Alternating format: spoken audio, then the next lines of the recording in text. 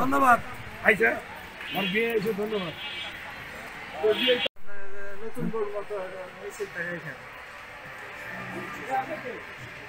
গত ৯-১০-২০২৪ খ্রিস্টাব্দে আমাদের কেরানীগঞ্জ মডেল থানাধীন কলাতিয়া ইউনিয়নের কলাতিয়া বেলনা একটা রাস্তা আছে, ওই রাস্তায় রাত ৮টা থেকে ২:৩০ এর মধ্যে যে কোনো সময় একজন সিএনজি চালককে, অটো চালককে মেরে রাস্তার পার্শ্ববর্তী আম গাছে ঝুলায় রাখে। তো এই সংবাদ পাইয়া আমি সহ আমার টিম ঘটনাস্থলে যাই।